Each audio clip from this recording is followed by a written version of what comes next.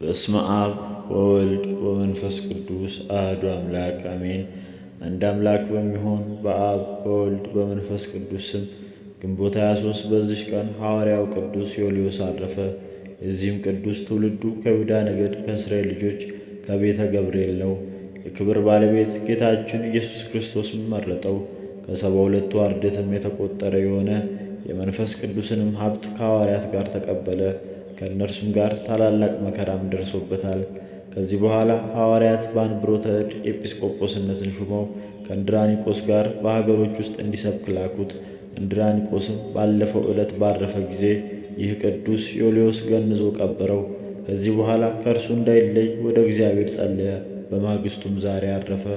እነሆ የከበረ ሐዋርያው ጳውሎስም እኒህን ሐዋርያት በሮሜ ክታቡ እንድራኒቆስንና ዮልዮስን ሰላም በሏቸው ሲል አስታውሷቸዋል። ለእግዚአብሔር ምስጋና ይሁን።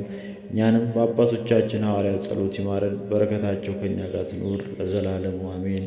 በዚህችም ዕለት ሰማዕታት የሆኑ የአንስያ ከ72ቱ አርድእት የአንዱ የአፍሮዲጥ የዮልያንና የቀሲስ ታዎድራጦስ የጳጳስ ታዎድሮስ የዮልያኖስና የእናቱ የእስክንድርያ የሆኑ ደግሞ የኤስድሮስ የሚስቱና የ2 ወር ልጇ እኔ ከእናቴ ጋር ክርስቲያን ነኝ ብሎ የተናገረ ዲዮቅልጥያኖስን የገደላቸው ለእነርሱ ማኅበር መታሰቢያቸው ሆነ። ለእግዚአብሔር ምስጋና ይሁን።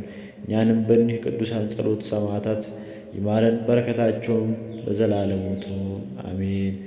ጌታዬ ሆይ ከብልጽግናቸው ብዛት የተነሣ ብዙ መባ ከገቡልህ ይልቅ የዳይቱም አነስተኛ መባ እንደተቀበልክ ለሁልጊዜ የሚያገለግሉህን አእላፍ መላእክት እያሳሰብክ በችግሬ ጊዜ የማቀርብልህን ምስጋና ተቀበል። እናንተ ቅዱሳን ነቢያት፣ የወንጌል ሰባኪያን ሐዋርያት፣ ሰማዕታት፣ ጻድቃን፣ ትጉሃን መላእክት፣ ፍጹማን ደናግላን እንዲሁም ደጋጎች መነኮሳት ሆይ ልጅ አዋቂ ሳይለይ የምንሰበሰብበትን የጉባኤ ቦታ ባርኩ። ይህንን መጽሐፍ ወረቀት አዘጋጅቶ ብራና ዳምጦ የጻፈውንና ያጻፈውን ከግዕዝ ወደ አማርኛ የተረጎመውን ቃለ ንባቡን በእርጋታ መንፈስና በተመስጦ ሕሊና ያዳመጠ በደለኛን ሁሉ የምታስምር የጌታ እናቱ በማርያም ጸሎት ኢየሱስ ክርስቶስ በአንድነት ይማረን። ኢየሱስ ክርስቶስ በአንድነት ይማረን። ኢየሱስ ክርስቶስ በአንድነት ይማረን። ወስብሐት ለእግዚአብሔር።